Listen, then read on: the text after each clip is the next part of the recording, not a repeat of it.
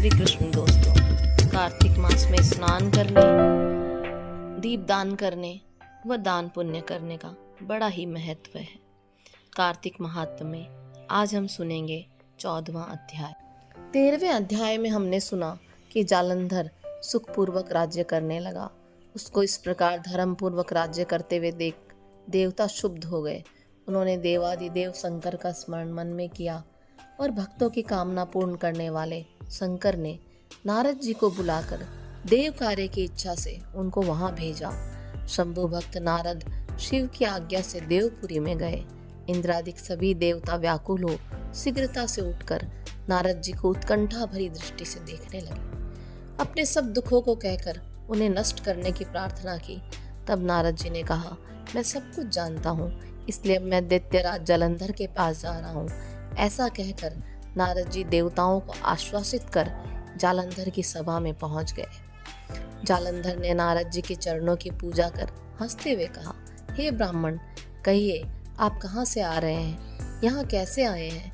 मेरे योग्य कोई सेवा हो तो आज्ञा दीजिए। नारद जी प्रसन्न होकर बोले, हे महाबुद्धिमान जालंधर, तुम धन्य हो। मैं स्वेच्छा से कैलाश पर्वत पर गया था, जहाँ 10,000 योजनों में कल्प वृक्ष का वन है। वहाँ मैंने सैकड़ों कामधेनुओं को विचरते हुए देखा तथा यह भी देखा कि वह चिंतामणि से प्रकाशित परम दिव्य अद्भुत और सब कुछ स्वर्णमय है। मैंने वहाँ पार्वती के साथ स्थित शंकर जी को भी देखा, जो सर्वांग सुंदर, गौरवर्ण, त्रिनेत्र और मस्तक पर चंद्रमा धारण किए हुए हैं। उन्हें देखकर मुझे बड़ा आश्चर्य हुआ कि इनके समान समृद्धिशाली त्रिलोकी में कोई दूसरा है ही नहीं। हे दैत्येंद्र, उसी समय मुझे तुम्हारी समृद्धि का स्मरण हो आया और उसे देखने की इच्छा से मैं तुम्हारे पास चला आया हूँ। यह सुनकर जालंधर को बड़ा हर्ष हुआ। उसने नारद जी को अपनी सब समृद्धि दिखला दी। उसे देख नारद ने जालंधर की बड़ी प्रशंसा की और कहा कि निश्चय तुम त्रिलोकपति होने के योग्य हो।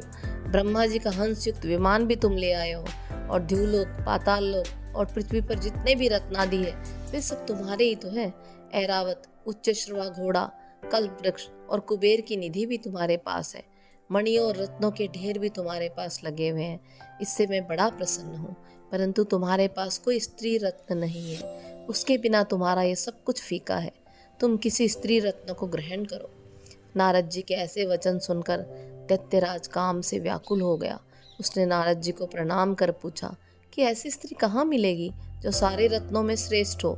नारद जी ने कहा, ऐसा रत्न तो कैलाश पर्वत में योगी महादेव के पास है। उनकी सर्वांग सुंदरी पत्नी देवी पार्वती बहुत ही मनोहर है। उनके समान सुंदरी मैं किसी को नहीं देखता। त्रिलोक में उनके समान सुंदरी कोई नहीं है। उनके इस रत्न की उपमा तीनों लोकों में कहीं नहीं। देवर्षि उस दैत्य से ऐसा कहकर देव कार्य करने की इच्छा से आकाश मार्ग से प्रस्थान कर गए। जय श्री कृष्ण।